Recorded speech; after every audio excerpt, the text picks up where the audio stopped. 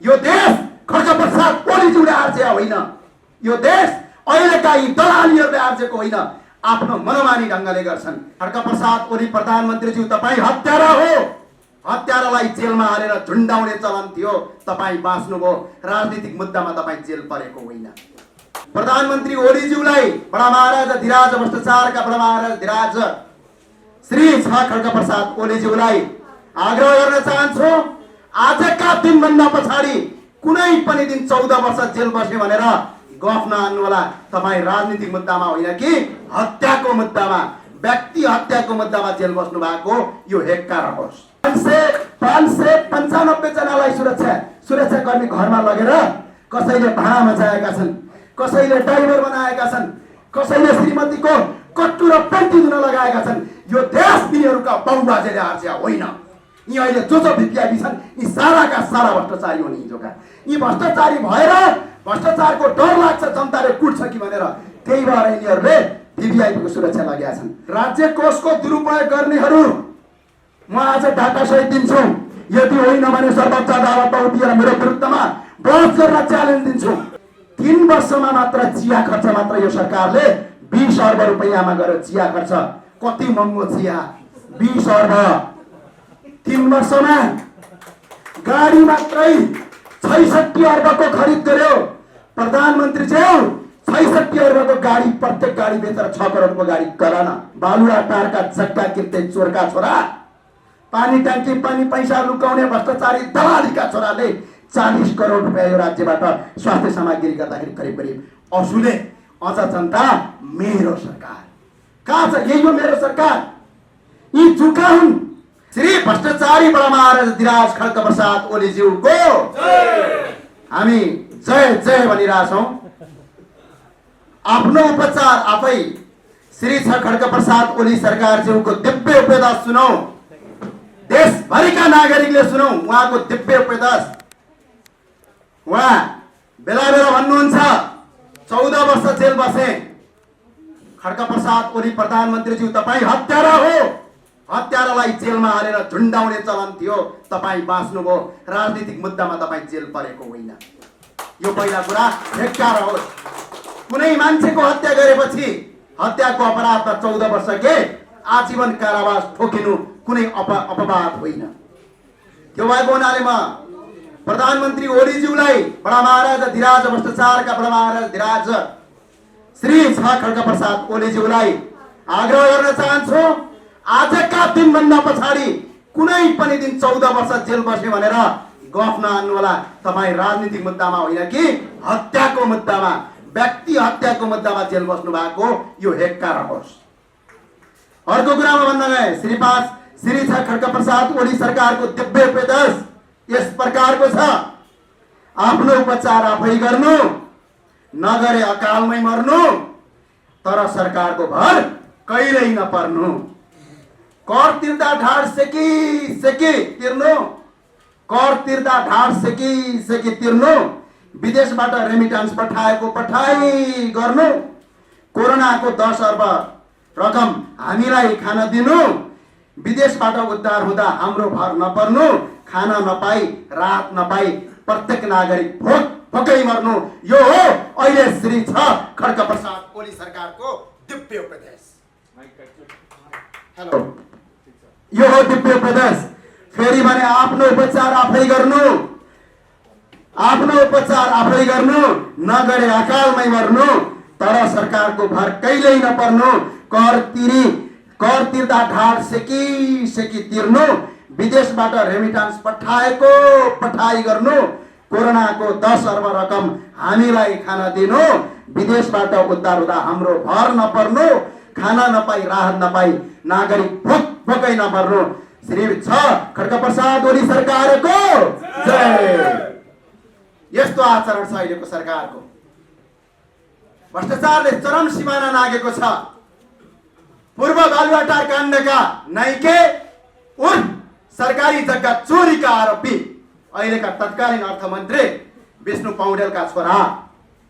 त्यसै गरी पानी ट्याङ्की मुनि पहिला पैसा लुकाउँदै हिँड्ने एवं कुनै पनि काम नभएका कुन मन्त्री हुन् बिचरा उहाँलाई नै अहिले थाहा छैन, उनको जिम्मेवारी के हो थाहा छैन। तर प्रधानमन्त्री कार्यालयमा टुसुक्क बस्ने ईश्वर पोखरेलका छोरा बारम्बार सरकारको कापछली गर्दै हिँड्ने, कोरोनाको बेला साराका सारा दुकान बन्द हुने, उनको मात्रै पसल खोल्ने श्री मिनबहादुर गुरुङजी लगायतले कोभिडको बेला अरबौं करोडौं रुपैयाँ कुम्ल्याए। तत्कालीन अहिलेका सरकार प्रधानमन्त्री केपी शर्मा ओलीज्यू आज भन्नुहुन्छ जनतालाई कर तिर, आज भन्नुहुन्छ जनतालाई हामी उपचार गर्न सक्दैनौं। हेक्कारौं प्रधानमन्त्रीज्यू, तपाईको उपचारका लागि यो राज्यले 52 करोड 6,93,500 रुपैयाँ खड्का प्रसाद ओलीज्यूको खर्चमा यो राज्यबाट लगेको छ। यदि यो पैसा मैले लगेको छैन भने भोलि सर्वोच्च अदालतमा आएर यसको पुष्टि गर। यो देश खड्का प्रसाद ओलीज्यूले आर्जे होइन, यो देश अहिलेका यी दलालीहरूले आर्जेको होइन, आफ्नो मनोमानी ढङ्गले गर्छन्। म आग्रह गर्न चाहन्छु, नागरिकलाई कोभिडको लागि उपचार छैन भनेर भन्ने खड्का प्रसाद ओलीज्यू श्री 6 को सरकारले आफ्नो व्यक्तिगत खर्चका लागि 52 करोड 6,93,500 रुपैयाँ लगेका छन् राज्यबाट। यो सरकारको जनताको पैसाबाट यो पैसा तिर्नुस्, होइन भने तिम्रा दुईटा किडनी फेरि बेचेर जनताले तिराउन बाध्य हुनेछन्। यस्तो अवस्था सिर्जना गरेका अर्का श्री अरबपति पुष्पकमल दाहाल प्रचण्ड 17,000 को मान्छे मरुवा, तिनले आफ्नै श्रीमतीका नाममा आफ्नो नाममा 59 करोड 46,61,102 रुपैयाँ लगेका छन्। यो देश प्रचण्डले आर्जेको होइन, यो देश खड्का प्रसाद ओलीले आर्जेको होइन, यो देश आज आफ्ना बाबुबाजेले आर्जेको बिर्ता गर्ने होइन। जनताले बाटोमा कुट्छन्, यस्तै भयो भने यो पुरा हेक्कार होस्। हरेक दिन नागरिकलाई सोचेको छ, नागरिकलाई गरेको छ। पूर्व राष्ट्रपति रामवरण यादवज्यूले 1 करोड 40 लाख रुपैयाँ सरकारको राज्य कोषबाट दिनुभएको छ। त्यस्तै गरी पूर्व प्रधान न्यायाधीश रामकुमार शाहज्यूले 80 लाख रुपैयाँ राज्य कोषबाट दोहन गर्नु भएको छ। त्यस्तै गरी नारायण काजी श्रेष्ठ अहिलेका प्रवक्ता छन्, खुब ठुलो साधकी भन्नुहुन्छ। ओहो तलब आयो फिर्ता गर्छु रे, यो फिर्ता गर। 38 लाख रुपैयाँ राज्य कोषबाट उपचारका नाममा लगेका छौ, त्यो फिर्ता गर। आज एकजना प्रहरीको जवान, एकजना प्रहरीको हवलदार उपचार गर्न नपाएर तपाईको रुनुपर्ने अवस्थामा तिमीले यत्रो पैसा तपाईका बाबुबाजेले आर्जिया सम्पत्ति होइन। यो हेक्कार होस्। एकजना नागरिकलाई म आग्रह गर्न चाहन्छु, एक पैसा कर नतिर्नुस्, 1 रुपैयाँ कर नतिर्नुस्, भोकै मार्नुस् यिनीहरूलाई। त्यसपछि यिनीहरूलाई बल्ल थाहा हुन्छ नेपाली जनताको रगत के यो गणतन्त्र हो, के यो लोकतन्त्र हो। लोकतन्त्रमा राज्यको अग्रपन्थीमा काम गर्ने प्रहरीलाई कोरोना लाग्दाखेरि पनि आँखाबाट आँसु आउँदै म मर्छु भनेका छन्। त्यस्तो अवस्थामा पुर्याउने यो सरकारले, यो सरकार हो, यो दानव हो। दानवका विरुद्ध दुर्गा माता आउँदैछिन्। यो कुरा हेक्कार होस् सबैलाई। अर्को कुरा, तुलसी गिरीले 26 लाख रुपैयाँ लगेका छन् राज्य कोषबाट। राज्य कोषको दुरुपयोग गर्नेहरू म आज डाटा सहित दिन्छु। यदि होइन भने सर्वोच्च अदालतमा उभिएर मेरो विरुद्धमा बहस गर्न च्यालेन्ज दिन्छु। झलनाथ खनालले 72 करोड सर्प पाल्नलाई लिने, जनताले 500 रुपैयाँको सिटामोल खान नपाउने के झलनाथ खनालले आज्ञा देश हो? होइन। उनको कुनै पनि योगदान छैन यो देशमा, यो देशको मुलुक बनाउनलाई।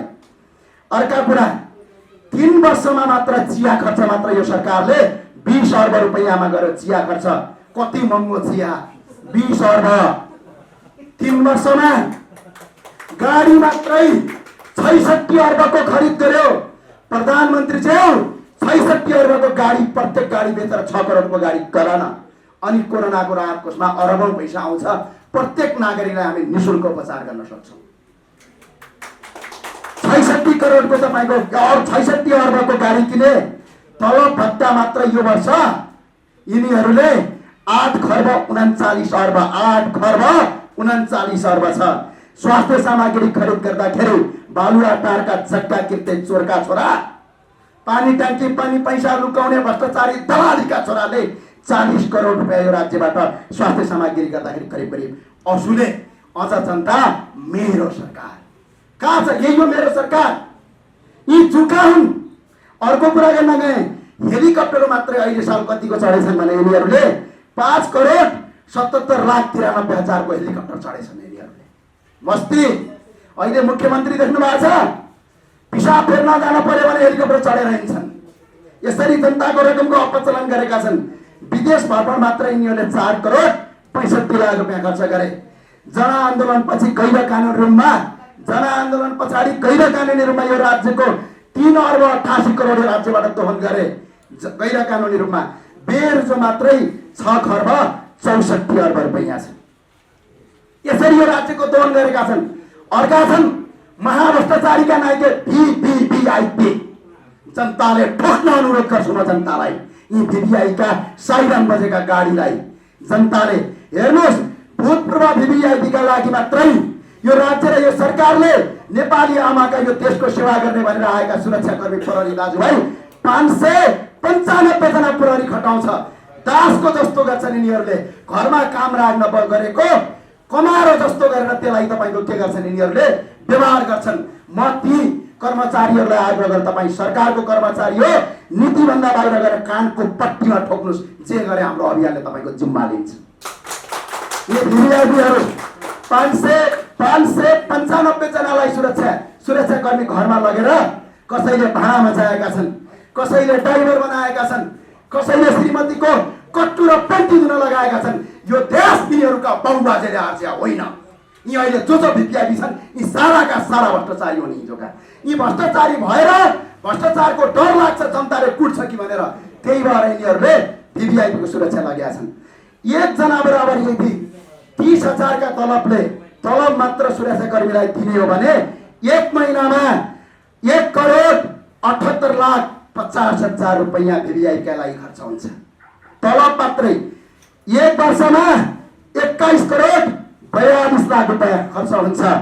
विगत 13 वर्षदेखि लिँदै आएका छन्। 13 वर्षमा 2,78,46,46,00,000 रुपियाँ काम न काजका दुश्मन अनाजका भने जस्तो यी काम न काजका न यिनलाई एउटा चिया पसलमा भाडा माग्ने एकजना भाइले पनि पुछ्दैन त्यस्ता भिभिआइपीले 2,78,46,00,000 रुपियाँ राज्यबाट सुरक्षाका लागि लिन्छन् भने गाडीका लागि मात्र यिनीहरूले करिब 12 करोड लिन्छन्। गाडीका लागि यदि सस्तो गाडी 20 लाखको गाडी किन्यो भने यी त 20 लाखको गाडी चढ्दैन नि दामनाहरू। यिनीहरू त के चढ्छन् 1.5 करोडको गाडी चढ्छन् यिनीहरू। यदि 20 लाखको गाडी मात्र चढ्यो भने 12 करोड। यदि एक दिनमा 1,000 रुपियाँको मात्र पेट्रोल खर्च भइदियो भने यी भिभिआइपी भन्ने जन्तुलाई पाल्दै यो राज्यको 28 करोड रुपियाँ तेलमा जान्छ। अनि कोरोनामा उपचार गर्न नहुने, अनि जनतालाई पैसा छैन भनिने प्रधानमन्त्री श्री खड्गप्रसाद ओलीज्यू यी भिभिआईको किट्टा काट गर, होइन भने भिभिआईलाई जनताले सडकमा कुट्यो भने पनि थाहा हुन्छ यो एक्का रहोस्। यो अवस्था छ। तपाईलाई लाग्दो ज्ञानेन्द्र साईले बोल्यो नेपाली जनताले कर कति तिर्छ थाहा छ। तपाईलाई एउटा म डाटा देखाउँछु। यदि एकजना नागरिकले एक महिनामा 50,000 रुपियाँ कमायो भने 10% टीडीएस टैक्स डिडक्टेड सोर्स काट्छ 10%। यदि 50,000 रुपियाँ दियो भने सरकारी कर्मचारी छ भने थाहा होला सबैलाई टीडीएस काटेर दिन्छ तलब। 10% रुपियाँ काट्छ टीडीएस। 50,000 रुपियाँ कमायो भने 10% टीडीएस काटे 5,000 रुपियाँ यो सरकारको खाता केपी ओलीलाई सिङ्गापुरमा मस्ती गर्नलाई तिर्छ सरकारी कर्मचारीले या कुनै पनि कर्मचारीले। इन्कम ट्याक्स 20% छ। यदि 6 लाख भन्दा तल 5 लाख भन्दा तल इन्कम छ भने 5 लाख भन्दा माथि छ भने 36% इन्कम ट्याक्स छ। 20% मात्र इन्कम ट्याक्स दियो भने 9,000 रुपियाँ यो सरकारलाई केपी ओली र प्रचण्डलाई मस्ती गर्नलाई तिर्छन्। यदि excise duty, VAT, sales tax, यदि सामान्य नागरिकले बुझ्दाखेरि एक्साइज ड्युटी भनेको उत्पादन कर, भ्याट भनेको भ्यालु एडेड ट्याक्स, त्यसपछि गएर सेल्स ट्याक्स मात्रै 43% तिर्छन्, यानी कि 15,480 तिर्छन्। महिनामा 50,000 रुपियाँ कमाउने कुनै पनि एकजना मान्छेलाई तपाईको 29,480 रुपियाँ यो राज्यलाई तिर्नुपर्छ नागरिकले। यो कम्पलसरी छ। 29,480 रुपियाँ तिर्यो भने जम्मा उसको खल्तीमा कति बच्छ? 20,520 रुपियाँ बच्छ। त्यो 20,520 ले छोरीलाई पढाउनु पर्छ, छोरालाई पढाउनु पर्छ, स्वास्थ्य उपचार आफै गर्नुपर्छ, काहीँनिर घाइते भयो भने अनि उपचार गर्नुपर्छ। अनि त्यो कर्केका लागि तिरे, कर्केका लागि तिरेको। नागरिकले सोच्नुहोस्, कर्केका लागि तिरेको। के प्रचण्ड र केपी ओलीलाई सिङ्गापुरमा घुमाउनलाई तिरेको? के तपाईँको आइसके पछाडि सिङ्गापुरमा मस्ती गरे, श्रीमतीलाई अमेरिकामा उपचार गराए राज्यको कोषबाट, त्यसका लागि तिरेको? यदि त्यसैका लागि तिरेका हौँ, हामी भेडा हौँ कि मालिक हुन्, हामी तिर्छौँ भने हाम्रो भन्नु केही छैन। तर नेपालका प्रत्येक नागरिकलाई मेरो आग्रह छ, यिनीहरूलाई कर 1 रुपैयाँ पनि नतिर्नुहोस्। आजका दिनबाट 1 रुपैयाँ कर नतिर्नुहोस्। तपाईँले कर तिरे बापत के पाउनुभयो? तपाईँले कर तिरे बापत कोरोनामा उपचार पाउनुभयो? तपाईँले कर तिरे बापत तपाईँको छोराछोरी फ्रीमा पढाउनु भयो? याले भ्याले झाले माले टाले भन्ने स्कुल खोलेका छन् नेपालमा, देख्नुभयो? Private school. साराका सारा त्यही प्रचण्ड केपी शर्मा ओलीका झुम्तेर झोले कार्यकर्ता हुन्छन् ती कलेजका मालिकहरू। अनि जनताका छोराछोरीलाई चर्को चर्को शुल्क लगेर लुटिरहेका छन्। यताबाट सरकार कर असुलेर लुटिरहेछ, उताबाट जनताका छोराछोरीलाई फी गरेर असुलेका छन्। के तपाईँले कर तिरे बापत फ्रीमा उपचार पाउनुभयो? पाइएन। तपाईँले कर तिरे बापत तपाईँको केटाकेटी फ्रीमा पढ्न पाए? पाएनन्। तपाईँले कर तिरे बापत तपाईँको घरमा बिजुली फ्रीमा दिएको छ? छैन। तपाईँले कर तिरे बापत तपाईँको घरमा पानी फ्रीमा दिएको छ? छैन। तपाईँले कर तिरे बापत तपाईँलाई कतै सुरक्षा दिएको छ? छैन। त कर केका लागि तिर्ने? जन्मदेखि मृत्युसम्म करै करको भारी, न त स्वास्थ्य न त शिक्षा, कर केका लागि। यो कुरा सबैलाई हेक्का रहोस्। यसरी राज्यबाट दोहन गरिरहेका छन् यिनीहरूले। अर्को कुरा भन्छु, म एउटा गाडीको मोडल नम्बर सहित दिन्छु। बिचरा बाइक चढ्ने र गाडी चढ्नेको हालत यस्तो छ।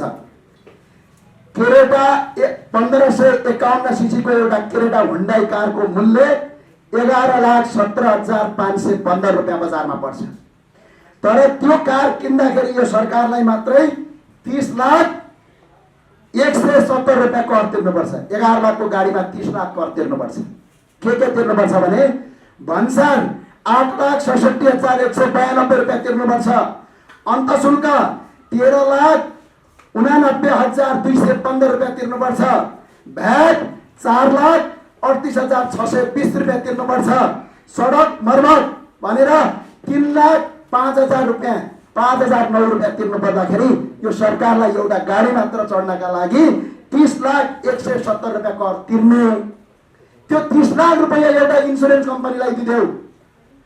ल तपाईलाई भन्नुस् त, त्यो कम्पनी एउटा प्राइभेट कम्पनीलाई तपाईले 30 लाख रुपियाँ तिर्नु भने तपाईको जिन्दगीभरि स्वास्थ्य उपचार पनि फ्रीमा गर्छ, तपाईका केटाकेटीलाई पनि फ्रीमा पढाउँछ, तपाईलाई बिजुली पनि फ्रीमा दिन्छ, पानी पनि फ्रीमा दिन्छ, सुरक्षा पनि फ्रीमा दिन्छ।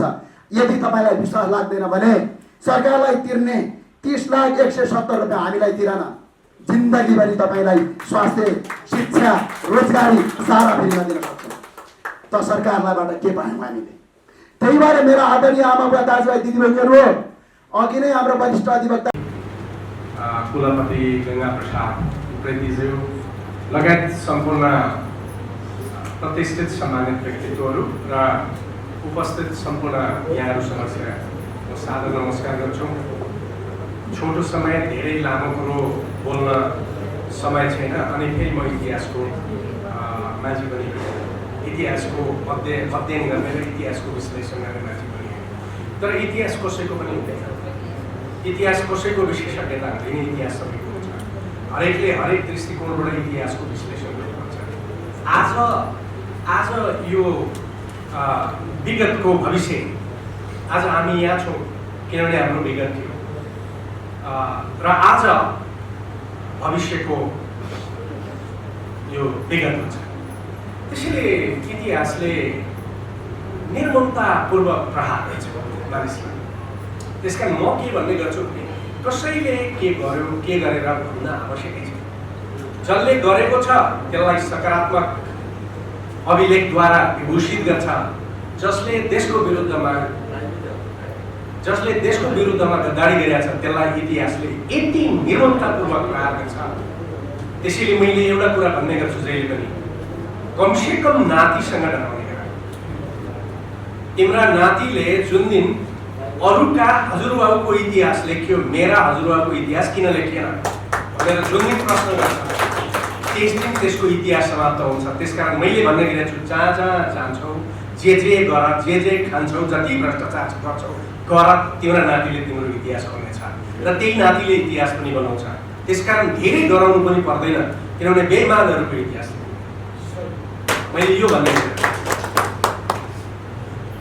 विश्वको सबै इतिहासको विश्लेषण हेर्दाखेरि, इतिहासको मैले भने म इतिहासका घटनाहरूको बारेमा तिथिमिति सहित धेरै कुरो भन्न सक्छु, तर मेरो शास्त्र, अन्तर्राष्ट्रिय कानुन, त्योसँग आबद्ध हुने अन्तर्राष्ट्रिय सम्बन्ध, त्यसले पनि इतिहासलाई विश्लेषण गर्छ।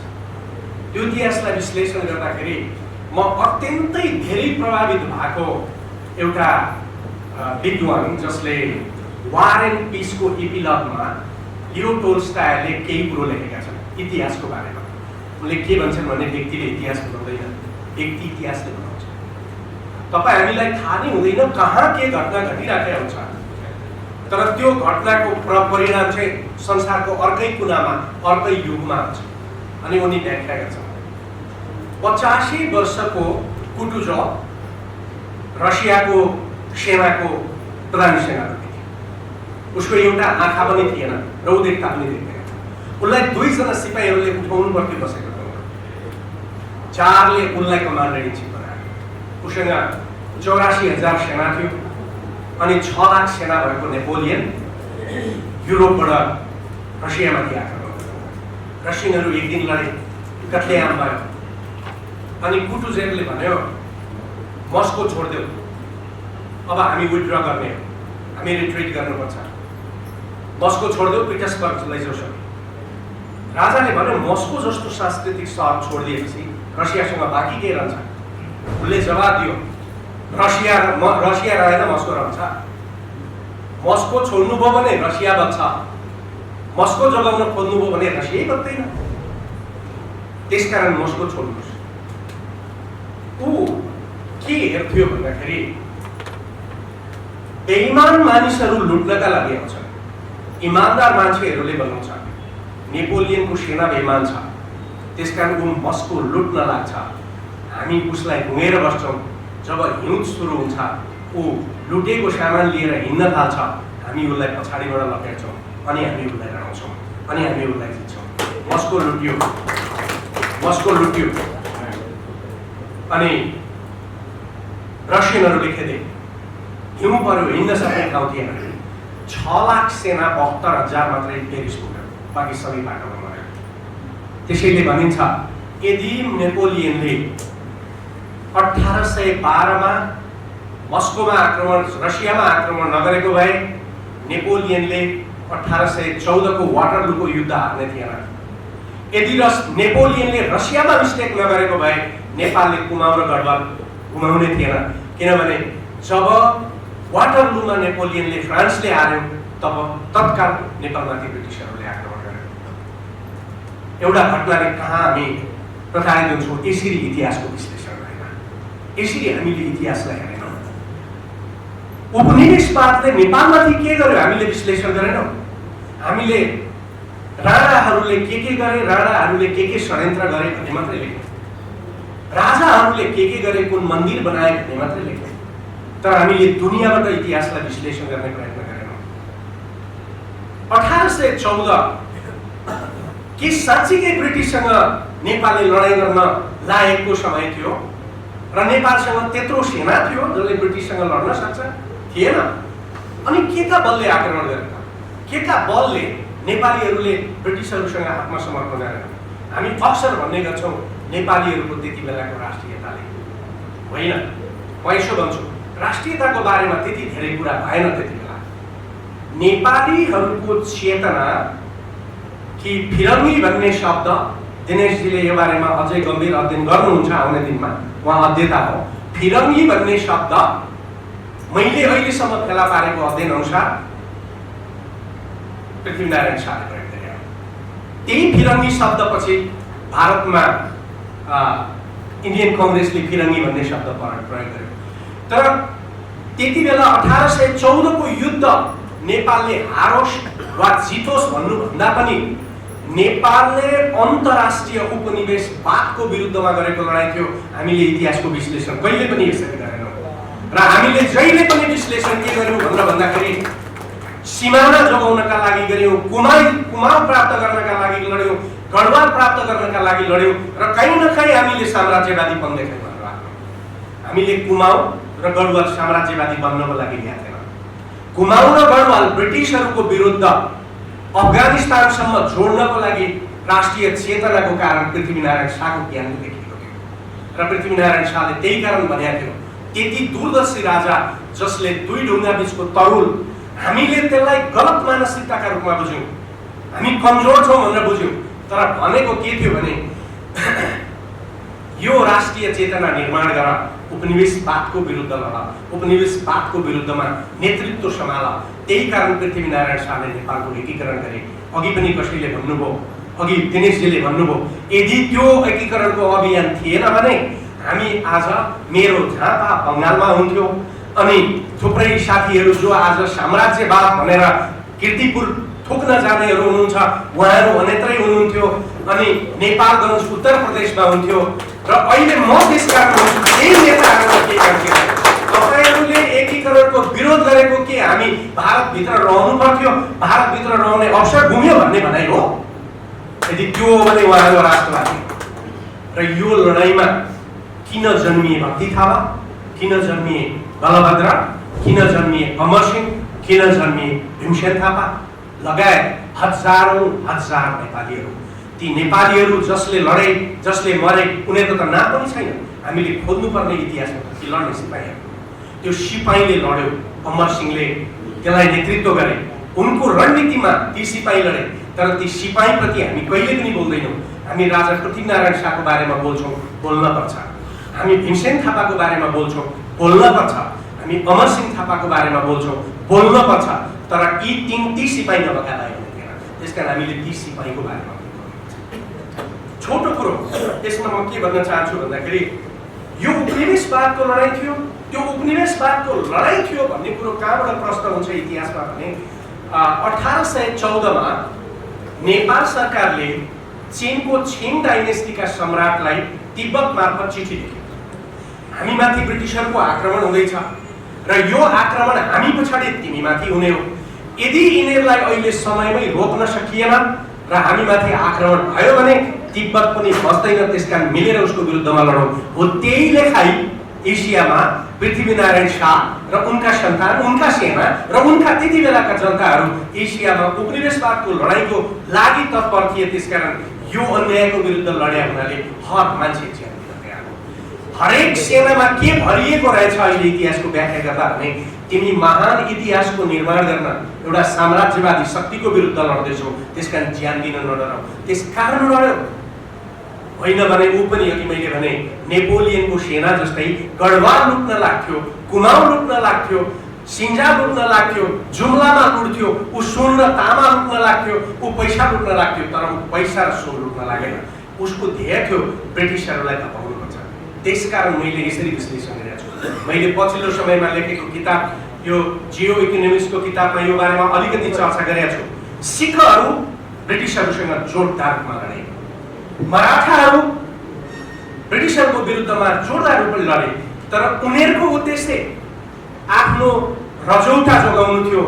हामी ब्रिटिसहरूको विरुद्धमा लडेको कुमाउ र गढवाल लड जोगाउन थिएन। हामी ब्रिटिसहरूको विरुद्धमा लडेको कुरो ब्रिटिसहरूलाई एसियाबाट धपाउने लडाईँको सुरुवात थियो। यसरी हामीले इतिहास लेखेनौँ। अब इतिहास त्यसरी लेखिनुपर्छ, मेरो भनाइ चाहिँ यो। त्यही कारण यो युद्ध हारिसकेपछि पनि अमरसिंह फर्केर आए। उनको एउटा अभिव्यक्ति छ, हारेको मुखले राजालाई मुख देखाउन के छ? हारेको मुख लिएर राजालाई जानु? यदि देशका लागि मात्रै लडेको भए अमरसिंहले मुख देखाउन आउँथे। लडाईँमा हामीले टेरिटोरी गुमायौँ, दुईटा ठुल्ठुला टेरिटोरी हामीले ब्रिटिसलाई गुमायौँ, सरकार भन्दै हुने आउँथे। तर उनी किन राजा समक्ष आएनन् भन्दाखेरि अभियानको लडाईँमा जब मान्छे हार्छ ऊ मनोवैज्ञानिक रूपमा विक्षिप्त हुन्छ। भूमि हार्दा मान्छे विक्षिप्त हुँदैन, तर जब सिद्धान्तको हार हुन्छ, सिद्धान्तको हार मान्छेले पचाउन सक्दैन। यो आइडियोलोजीको हार थियो, ब्रिटिसहरूलाई धपाउने चाहनाको हार थियो, ब्रिटिसहरूलाई एसियाबाट लखेड्ने एउटा चेतनाको हार थियो। त्यसकारण उनले अझै पनि सम्भव छ कि त्यसकारण उनले फेरि पनि यो लडाइँको लागि अगाडि बढे। त्यसकारण अमर सिंह देशका विभूति हो। अमर सिंह प्रति सम्मान गर्नु तपाईँ हाम्रो कर्तव्य हो। तपाईँ हामी यहाँ बोल्छौँ, एक पछि अर्को इतिहासबाट स्कुलमा अमर सिंह थापालाई हटाइसक्यो, भक्ति थापालाई हटाइसक्यो, पृथ्वीनारायण शाहलाई हटाइसक्यो, अरू सबै मान्छेहरूलाई हटाइसक्यो। इतिहासमा पढाइ हुँदैन। तपाईँ अहिले 12 क्लासमा पढ्ने गरेर विद्यार्थीलाई सोध्नुहोस् अमर सिंह थापाको शाहरुख खानको बाबु जान्दछ, तर अमर सिंह थापा जान्दैन। त्यसैले यो पोलिटिकल पार्टीले मात्रै बिगारेको देश हो। बाबु आमा आफ्नो देशको इतिहास जान्नका लागि छोराछोरीलाई पढाउन तयार छैनन्, बताउन तयार छैनन्। घरभित्रको संस्कृति तयार छ। हिजो मेरो कलेजमा एकजना आमा र एकजना छोरी भर्ना हुन आए। आमाले पनि घुँडो फाटेको पेन्ट लगाएको रहेछ, छोरीले पनि घुँडो फाटेको पेन्ट लगाएको रहेछ। मैले भने मेरो कलेजभित्र यो अश्लीलता हुँदैन भाइ, जानुहोस् भर्ना गर्न आएको, पछि भर्ना गर्नुलाई अहिले भाइ जानुहोस्, मैले निकाल्ने। संस्कृतिको यो आदत छ, इतिहासको त्यही। आज इतिहास तपाईँ हाम्रा घरमा छोराछोरीले मैले कुकुरले टोकेको पेन्ट गर्ने गरेको छु, सबैतिर पाल परेको पेन्ट लगाए जस्तै देशको इतिहास त्यस्तै पेन्ट बनाइएको छ। अब तपाईँ हामी जहिले पनि भन्छौँ, टेलिभिजनमा बोल्छौँ, सुरेन्द्रजी बोल्नुहुन्छ अर्को, यो कुरो कसलाई थाहा छैन भन्नुहोस् त? कसलाई थाहा छैन यो कुरो कि देशको इतिहास यो भएको छ? अब कसलाई भनेर सम्झिन्छ यो कुरो? त्यसैले जब देशमा नागरिकहरूको आत्मामा देशभक्ति मर्छ, त्यो देश 1905 देखि 1949 सम्मको चीन जस्तै हुन्छ, जहाँ मान्छे अफिम खान्थ्यो, जहाँ मान्छे समाजको विरुद्ध विद्रोह गर्थ्यो, मान्छे नकारात्मक कुरा गर्थ्यो, उसलाई राष्ट्रिय विभूतिको थाहा थिएन। त्यसकारण चीनमा मानिसहरूले त्यति बेला चिनिया कम्युनिस्ट पार्टीको सत्ता स्थापना गरे। यो नेपोलियनको विरुद्ध पनि स्थापित गरे, त्यहाँ राजतन्त्र आयो। त्यसैले मैले त यो भनेको छु, यदि राजनीतिक पार्टीहरूले देशको अहिलेको यो सिनिसिजम, अहिलेको यो निराशा, अहिलेको यो बर्बादी, अहिलेको यो संस्कृतिमाथिको आक्रमण, अहिलेको यो इतिहासमाथिको आक्रमण, अहिलेको जातीय विभाजन, अहिलेको क्षेत्रीय विभाजन के कारणले जन्मियो भन्ने कुरो अध्ययन गरेनन्, यो देशमा निरङ्कुशता फेरि जन्मिन्छ। त्यही कारण मैले किताब पढेँ। हामी वेलटनको इतिहास पढ्छौँ। अहिले लेटेस्ट दिनेशजीले यो कुरो पढ्नु भएको हुनसक्छ। लियो रोजको सबैभन्दा पछिल्लो अङ्क अहिले फेरि मण्डलाबाट छापियो। मण्डलाबाट छापिएको वेलटनको किताबको प्रिफेस यो रोजको किताबमा वेलटनले लेख्यो र उसले फेरि घोषणा गर्यो, नेपाल र चाइना र इन्डियाले बाँड्छ भन्छ। रोजले त्यति बेलै लेख्यो। कसरी थाहा भयो उसलाई यो को खेलिराखेको छ? अनि म पढ्दै गएँ, हेरेँ नेपालका भोटेहरूको बारेमा, नेपालका गुरुङहरूको बारेमा, नेपालका खसहरूको बारेमा, नेपालका महिलाहरूको बारेमा, नेपालका थारूहरूको बारेमा, विदेशीले लिम्बू राई बारेमा सबैको बारेमा कमेन्ट लेखेको छ। लिम्बूलाई लेखेछ, लिम्बूका छोरीभन्दा अपवित्र र जोसँग पाए त्यहीसँग जाने अर्को हुँदैन लेखेछ। नेवारलाई लेखेछ, यो जम्मा जिन्दगीमा जन्मिएपछि एकचोटि गाउँछ भनेर लेखेछ। बाहुनलाई लेखेछ, यो भनेको अत्यन्तै पापी जाति हो। सम्पूर्ण नेपालीलाई लेखेछ, संसारमा अर्को दोस्रो नराम्रो कुरो भूत पछाडिको नेपाली महिलाहरू हुन् भनेर लेखेछ। हामी कसका काँधमा चढेर आज इतिहासलाई बर्बाद गरिरहेछौँ? त्यसकारण म त यही भन्छु, छोटो समय छ, यसको विश्लेषणमा धेरै जान चाहन्न। एउटा मात्रै सूत्र मैले यहाँलाई प्रयोग गरेँ। अब हामीले अमर सिंहको इतिहास, पृथ्वीनारायण शाहको इतिहास, भक्ति थापाको इतिहास, बलभद्रको इतिहास, भीमसेन थापाको इतिहास र अहिलेसम्म अनेकौं पुस्ताका मान्छेहरू जसले यो श्रृङ्खलालाई अगाडि ल्याएछ, उहाँहरूले राष्ट्रका लागि लडे, पुनः जोगाउनका लागि लडे, सिक्किम ल्याउनका लागि जोडे, गर्व ल्याउनका लागि जोडे। होइन, त्यो त हाम्रो अधिकार थियो, हाम्रो भूमि थियो, स्वाभाविक रूपमा ल्याइयो। तर हाम्रो लडाइँ उपनिवेशवादका विरुद्धमा थियो, हाम्रो लडाइँ साम्राज्यवादका विरुद्धमा थियो, हाम्रो लडाइँ संसारमा सबैभन्दा पहिलो साम्राज्यवादको लडाइँ हो, हाम्रो लडाइँ संसारमा सबैभन्दा पहिला उपनिवेशवादको लडाइँ हो। त्यसकारण त्यो चेतना बोक्ने हामी नेपाली हौँ। हामी नेपाली लडाइँ गरेर बहादुर भएका होइनौँ, हामी नेपाली त्यो चेतनाले लडायौँ। त्यसकारण अमर सिंहसँग खुकुरी थियो, ब्रिटिससँग तोड्थ्यो। अमर सिंहलाई बहादुर भन्नुको अर्थ अमर सिंह सचेत थिए भन्ने हो, होइन भने मान्छेको त्यसकारण हामी सचेत नागरिकका सचेत यी पुर्खाहरूका मान्छे हौँ। त्यसकारण यो देशलाई तपाईँ हामीले निराशा व्यक्त गरेर, निराशा मात्रै उकालेर, बिग्रियो मात्रै भनेर हामीले छोड्यौँ भने देश बाँच्दैन। त्यसकारण अहिलेको युग हामीले चेतना निर्माण गर्ने कुरा हो। त्यो चेतना निर्माण गर्ने कुरा भएको हुनाले म यहाँहरूसँग प्रस्ताव राख्छु। हामीले धेरै छलफल गरिरहेछौँ। कुनै एउटा यस्तो ठाउँ छानौँ र त्यसमा हामी हरेक मानिसले 5,000 रुपियाँ हालौँ र यो इतिहासको म्युजियम बनाऊ। म तपाईँहरूसँग सार्वजनिक प्रस्ताव राख्छु। अमर सिंह प्रतिष्ठानले सुरुवात गरोस्। तपाईँहरूसँग म काम गर्न तयार छु। सरकारलाई नअगुवारिकन करोडौँ करोड रुपियाँ जनताबाट उठाउन सकिन्छ र एउटा यस्तो म्युजियम बनाऊ जहाँ हाम्रा युद्धका डकुमेन्ट्री पनि हुन्, हाम्रा युद्धका कृतिहरू पनि हुन्, हाम्रा युद्धका मान्छेहरूको बारेमा अनि मात्रै सरकारले सायद गर्न सक्ला। मैले अहिलेसम्म संसारमा नेताले देश बनाएको देखेको छैन। मैले संसारको इतिहासमा जनताले मात्रै देश बनाएको छ। त्यसकारण कसले के गर्यो, कसले के गरेन होइन, हामी देश बनाउन थालौँ। यसो गऱ्यौँ भने देश बन्छ, इतिहास पनि जोडिन्छ र हाम्रो चेतनाको इतिहास पनि जोडिन्छ। आजलाई यति मात्रै। कुनै दिन लामो अलि बढी बोल्ने समय निक्लिएछ भने त्यस दिन चाहिँ बोलौँला। मेरो कान्तिपुरमा केही वर्ष अगाडि नै यो बारेमा 1 पेजको लामो आर्टिकल प्रकाशित छ। तपाईँहरू इच्छित हुनुभयो भने तपाईँहरूलाई सूचना प्रकाशित गरौँला। त्यसमा पनि हामीले पढ्न पाउनुहुन्छ। आज अन्य वक्तालाई पनि बोल्ने मौका दिनुपर्ने भएको हुनाले फेरि पनि दोहोऱ्याए, अमर सिंह चेतनाका प्रतीक हुन्। हामी आज यहाँबाट एउटा खुसीको समाचार हामी चाहिँ बाँड्न सक्ने अवस्थामा पुग्नेछौँ। अन्तर्राष्ट्रिय खेल मैदान यो वैशाखभित्रमा हामी तयार गर्ने अठोट र सङ्कल्पका साथ अगाडि बढेका छौँ। यदि लकडाउन थिएन भने सोभन्दा अगाडि नै अन्तर्राष्ट्रिय खेल मैदान तयार हुन्थ्यो र त्यो खेल मैदानभित्र रहेको चाहिँ ड्रेन छ, जहाँ त्यो एउटा ड्रेन बनेको छ, त्यहाँ करिब 22 लाख लिटर पानी आउँछ। त्यो पनि हामीले चाहिँ लकडाउन पूर्व नै सम्पन्न गरेका थियौँ। मैले यहाँ रङ्गशालाभित्रको पछिल्लो प्रगति यहाँलाई भन्नै पर्छ र हामी अहिले चाहिँ प्याराफिटको काम गरिरहेका छौँ। स्ट्यान्ड एमा 15,000 दर्शकले हेर्ने हो र स्ट्यान्ड बीमा 15,000 गरेर 30,000 दर्शक क्षमताको यो रङ्गशाला बनिरहेको छ र हामी यही वर्ष यो चैत महिनासम्ममा पहिलो चरणको प्याराफिट करिब 3,000 दर्शकले हेर्न मिल्ने चाहिँ प्याराफिट तयार गर्नका लागि चाहिँ अहरात्र खटिरहेका छौँ।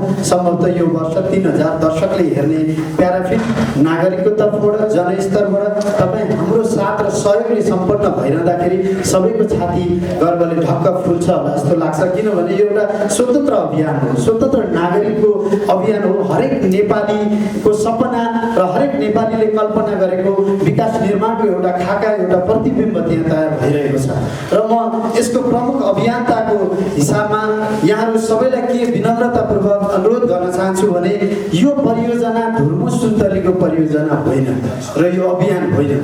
यो अभियान धुर्मु सुन्तली फाउन्डेसनले संयोजन गरेको मात्रै अभियान हो। यो हरेक नेपालीको अभियान हो। जो हामी विकास प्रेमी छौँ, मन भएका व्यक्तित्वहरू छौँ, भिजन भएका व्यक्तित्वहरू छौँ, सबैको इच्छा शक्ति केही गरौँ, राष्ट्रलाई केही गरौँ भन्ने इच्छा शक्ति छ र त्यो अवसर नभइरहेको पनि हुनसक्छ। यो अभियान एउटा अवसर हो, राष्ट्रका लागि केही गर्ने अवसर हो। त्यसैले दैनिक 210 भन्दा बढी श्रमजीवी दाजुभाइ दिदीबहिनीहरू त्यहाँ खटिरहनु भएको छ। रङ्गशाला मात्रै ठडिएको छैन, उहाँहरूको घर चल्ने काम पनि भएको छ। उहाँहरूले स्वदेशमै रोजगारी पनि पाइरहनु भएको छ, खुसी साथ काम गरिरहनु भएको छ। 1 वर्षदेखि त्यहाँ काम गरिरहँदाखेरि सबैभन्दा ठुलो कुरा त उहाँहरूलाई आत्मसन्तुष्टि मिलेको छ। यो मानेमा मिलेको छ कि हामी नेपालीले नै रङ्गशाला बनाइरहेका छौँ। केही एक्सपर्टिज, केही कन्सल्टेन्टहरूसँग सुझाव सल्लाह प्रतिक्रिया लिएका छौँ। तथापि साइडमा हामी हरेक नेपाली दाजुभाइ दिदीबहिनीको रगत र पसिनाले यो सम्भव होस् भन्ने हिसाबमा हामी नै त्यसलाई निर्माण गर्नका लागि सबैलाई अपिल पनि गरिरहेका छौँ। त्यसरी नै श्रम शक्तिहरू खटिरहनु भएको छ। दक्ष जनशक्ति हामीले त्यहाँ काममा लगाइरहेका छौँ। एकचोटि सबैजनालाई यदि काहीँ कतै कन्फ्युजन छ भने पनि साइडको प्रगति हेरिदिनका लागि पनि म सबैलाई चुलै निम्तो दिन चाहन्छु। भिडियो देखिने काम हो र हामी सबै खुल्ला छौँ। कुनै पनि चिजहरू हामी राख्ने अथवा छिपाउने लुकाउने भन्दा पनि यो यहाँको रङ्गशाला हो, यहाँको सहयोगले मात्रै सम्भव हुने रङ्गशाला हो। त्यसैले म सबैलाई फेरि पनि धन्यवाद दिन चाहन्छु।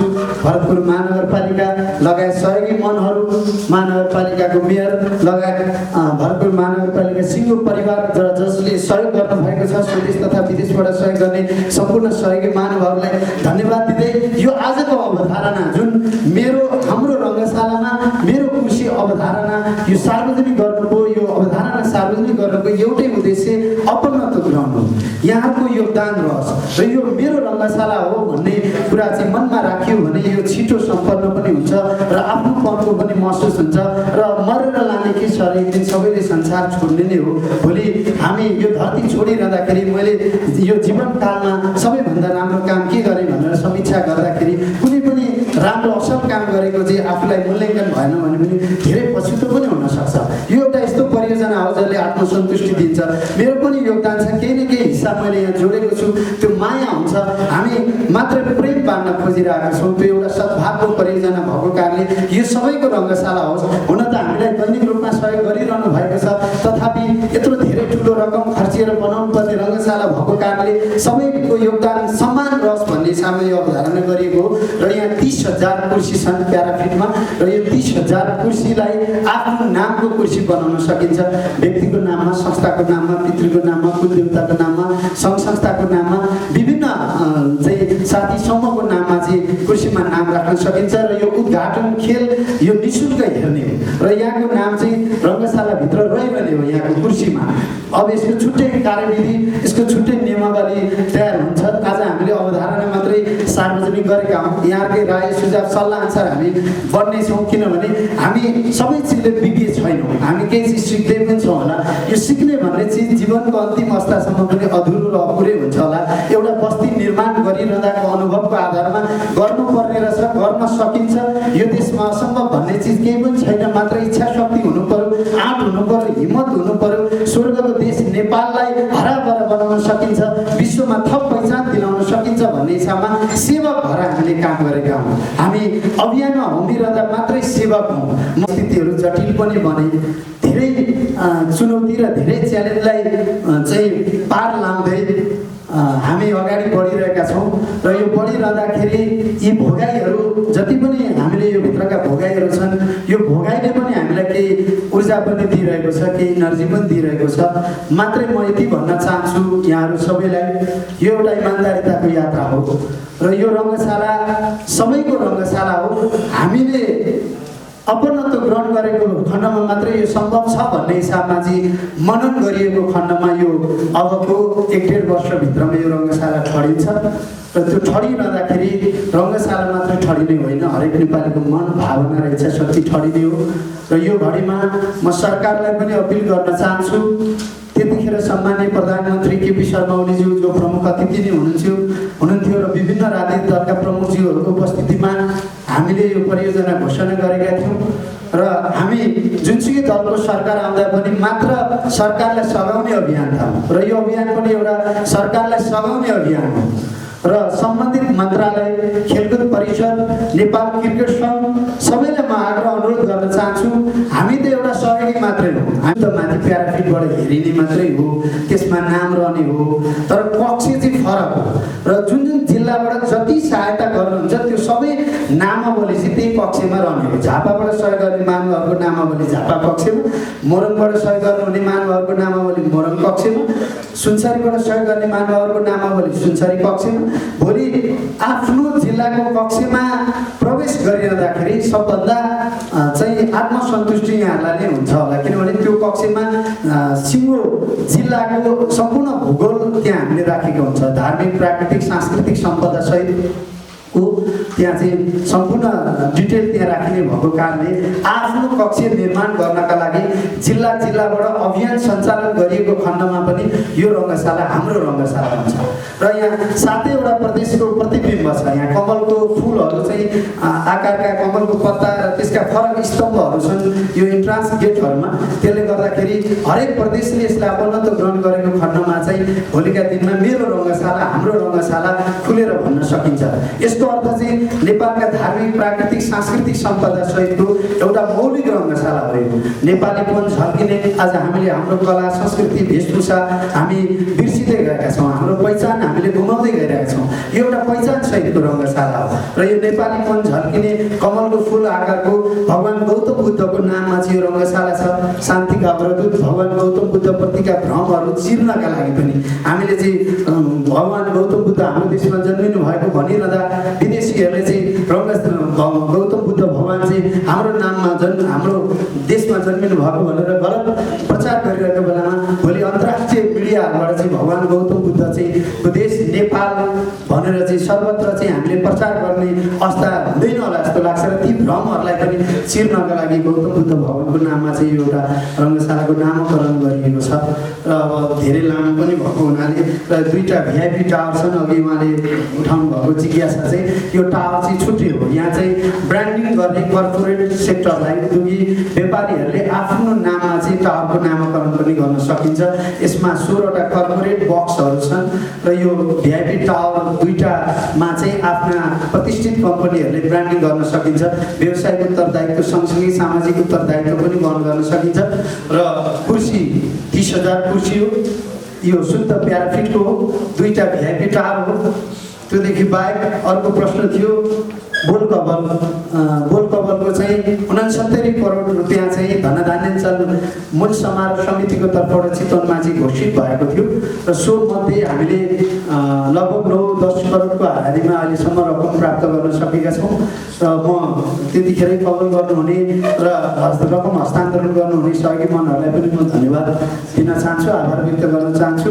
बाँकी रकम उठ्ने क्रममै छ र हामी आशावादी छौँ। धेरै रकम घोषणा भएका छन्, धेरै रकम कबल भएका छन्। कबल भएका रकमहरू यथाशक्ति उपलब्ध हुनेछन् र जसले पहिला सहयोग गर्नु भएको छ यदि कृषि अवधारणामा जोडिन चाहने महानुभावहरूलाई पनि हामी त्यसमा समेट्नेछौँ। सायद अब यो घोषणा भइसकेपछि अवधारणा सार्वजनिक भएपछि उहाँहरूले कबल गरेको रकम पनि कृषि अवधारणामा जोडिन आउँछ होला जस्तो लाग्छ। यति भन्दै अन्त्यमा भन्नुभएको सम्पूर्ण सञ्चारकर्मीज्यू यो परियोजना अगाडि बढिरहेको छ। यो अर्थमा भरतपुर महानगरपालिकाले जग्गा उपलब्ध गराइसकेपछि 2075 साल माघ 16 गते राष्ट्रिय सभागृहबाट यो परियोजनाको घोषणा भएको थियो र यो अवधिमा हामीलाई साथ सहयोग सद्भाव राख्नुहुने स्वदेश तथा विदेशबाट निरन्तर रूपमा अभियानमा जोडिएर सहयोग गर्नुहुने सम्पूर्ण सहयोगी मनहरू जो हाम्रा लागि भगवान हुनुहुन्छ, यो घडीमा सम्पूर्ण सहयोगी मनहरूप्रति नमन गर्दै उहाँहरूप्रति हार्दिक धन्यवाद र आभार व्यक्त गर्न चाहन्छु। यदि सहयोग गर्ने सहयोगी मनहरूले हामीलाई विश्वास नगरिदिनु भएको भए यो यात्रा सुरुवाती दिनमै टुङ्गिन्थ्यो होला। सागर पुग्नु पर्छ, सागर पुग्नु पर्छ, तर तिम्रो पाइलाहरू नरोकिने हुनु पर्छ। खोला जस्तै नदी जस्तै बगिरहनु पर्छ, बगिरहनु पर्छ। सबैले के बन्नुहुन्छ मुख्य प्रश्न होइन, तपाईँ कस्तो बन्नुहुन्छ भविष्यमा मुख्य प्रश्न त्यो हो। तपाईँहरू कसैले सोच्दै गर्दाखेरि सोझो आँखाले हेर्नुभयो भने नेपाल एउटा देख्नुहुन्छ नि, होइन? मेचीदेखि महाकालीसम्म फैलेको नेपाल। तर यसो गहिरिएर हेर्नुभयो भने नेपाल एउटा होइन, दुईटा देख्नुहुन्छ। जस्तो कि आज म दुईटा मध्ये एउटा नेपालसँग बोल्दैछु। त्यो नेपाल काठमाडौँको राष्ट्रिय सभागृहमा सुविधा सम्पन्न स्कुल कलेजमा पढ्दै गरेका जीवनको अनेक सपनाका ढोकाहरू ढकढकाउने ठाउँमा रहेका विद्यार्थीहरू छन्। तर तपाईँहरू जान्नुहुन्छ कि हुम्ला र जुम्लाको दूर दराजको गाउँ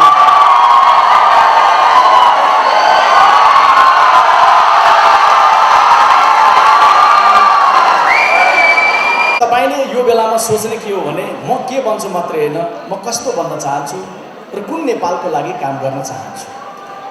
भविष्यमा डक्टर बन्नुहुन्छ, तपाईँलाई त कसैले भन्दैन।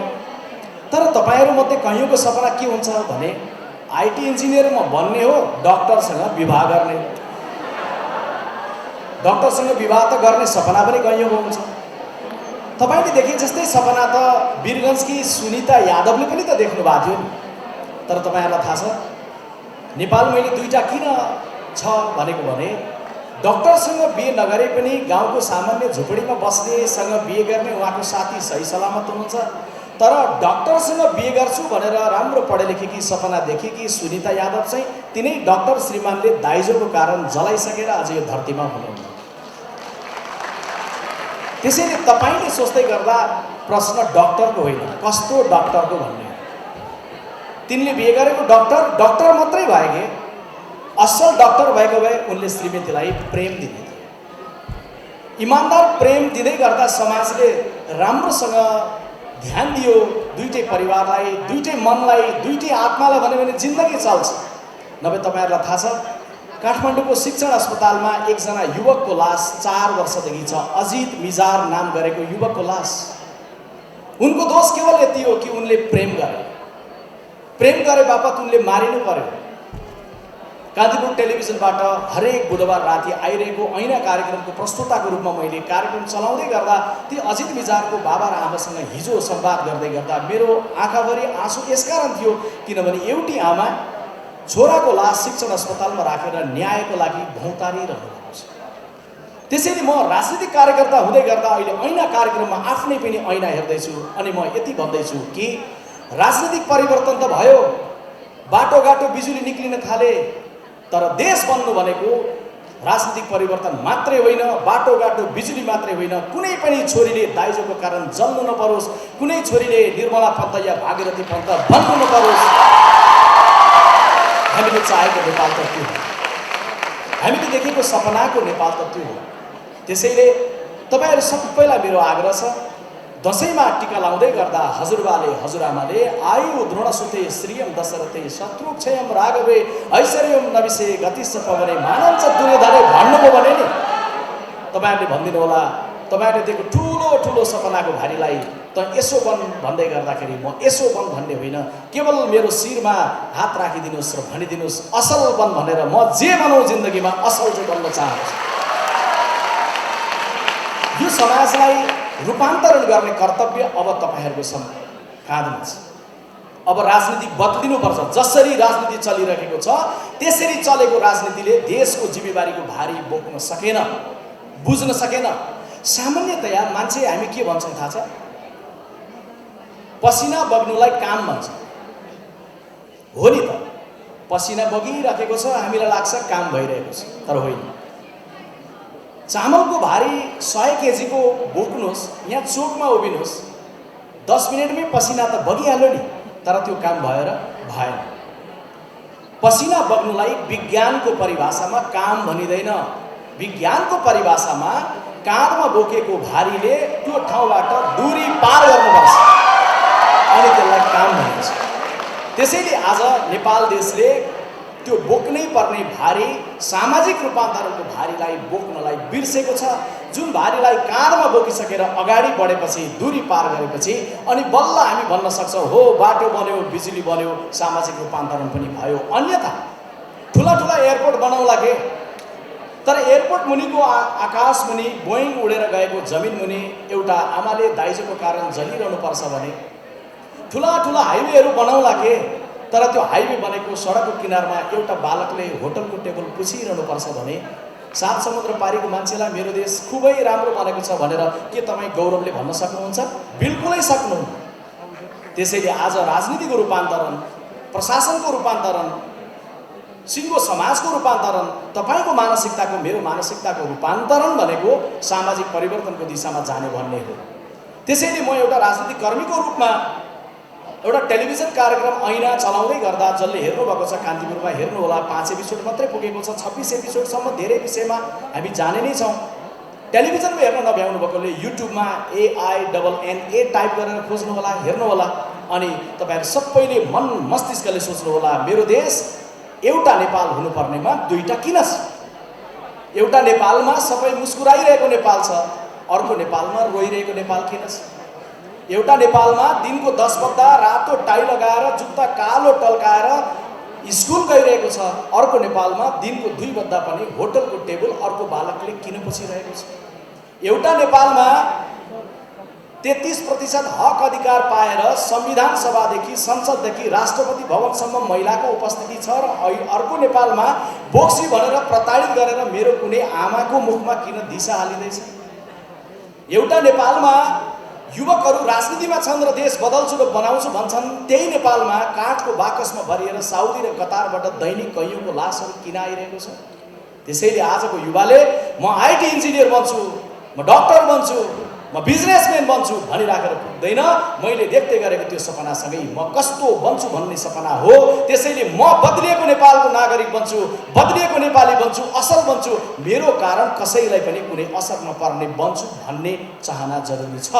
र त्यो भन्दै गर्दाखेरि सँगैमा यो राजनीतिक दलको यो रातो झन्डा, त्यो राजनीतिक दलको त्यो रातो झन्डा जति रातो हुनु जरुरी छ नि, जति बलियो हुनु जरुरी छ नि, त्यो सबैभन्दा बढी चन्द्र र सूर्य अङ्कित नेपाल देशको राष्ट्रिय झन्डा चाहिँ सयौं ठुङ्गा फुल्कामी एउटै माला नेपाली भन्ने मनोविज्ञानका साथ बलियो बन्न जरुरी छ।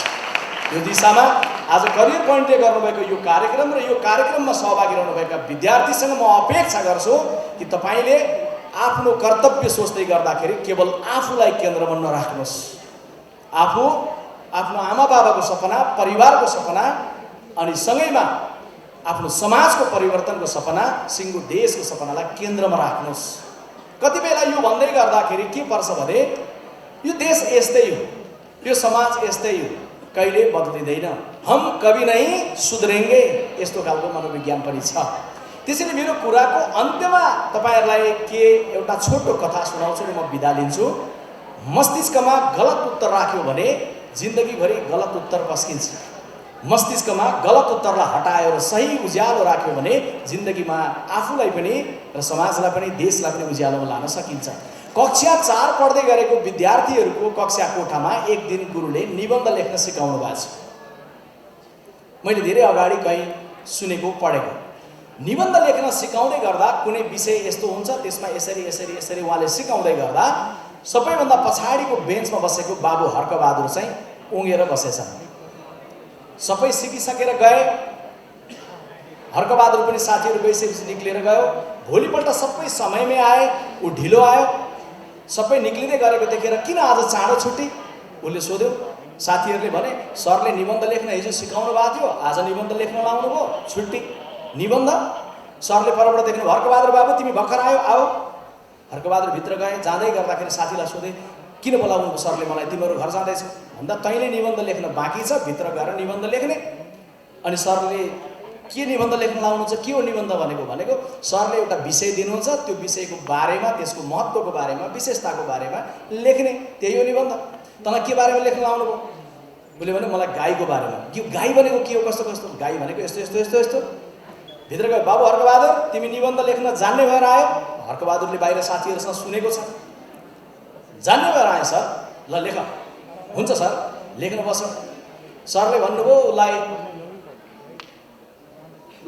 गाईको विषय दिनुभयो। साथीले अघि बुझाउँदै गर्दाखेरि, तपाईँहरूलाई फेरि फर्काएर लान्छु, साथीले अघि बुझाउँदै गर्दाखेरि उसलाई लेख्न के को सिकाएको थियो? उपियाँको बारेमा सिकाएको थियो। उपियाँ भनेको के हो उसले साथीलाई सोधेको सम्झिन्छ। उपियाँ भनेको सानो किरो हुन्छ, जनावरको जिउमा लाग्छ, त्यसले टोक्छ, घाउ बनाउँछ, घाउ बढ्दै जान्छ र त्यसपछि उपियाँको कारण त्यो जनावर मर्छ। अब सरले उहाँभित्र भन्नुभयो गाईको बारेमा लेख। अनि उसले सरलाई सोध्छ, सर उपियाँको बारेमा लेख्दा हुँदैन? सरले भन्नुहुन्छ उपियाँको बारेमा होइन, गाईको बारेमा लेख। उसले अब गाईको बारेमा त थाहा छैन। अनि उसले लेख्न थाल्छ। गाईको 2टा खुट्टा हुन्छ, गाईको एउटा पुच्छर हुन्छ। अनि उसले यसो सम्झिन्छ, जनावरलाई उपियाँ लाग्छ भनेको त गाईलाई कोही कोही बेला उपियाँ लाग्छ। उपियाँ लागेपछि उपियाँले टोक्छ, उपियाँले टोकेपछि घाउ हुन्छ, घाउ भएपछि बढ्दै जान्छ। अनि एक दिन लास्टमा गाई चाहिँ त्यो उपियाँको कारणले मर्छ। सर मैले गाईको निबन्ध लेखिसकेँ, सरबाट पुऱ्याएँ। सरले यसो हेर्नु पऱ्यो, भाइ यसलाई गाईको बारेमा निबन्ध लेख्न लागेको थियो, यसले त उपियाँको बारेमा लेखेर लिएर आइरहेछ। सर छक्क पर्नु। भोलिपल्ट सबै विद्यार्थी आए, सबैले राम्रो गरेको छौ, सबैभन्दा टप चाहिँ बाबु हर्कबहादुर तिमीले गरेको छौ। जुरुक्क उठ्यो। मैले सर हो, यहाँ हो बाबु, अर्को निबन्ध लेख। सरले अर्को निबन्ध लेख्न लाउनु भयो कुकुरको बारेमा। अनि उसले फेरि भन्छ सर उपियाँको बारेमा लेखे हुन्न। अनि सरले चाहिँ उपियाँको बारेमा होइन कुकुरको बारेमा लेख।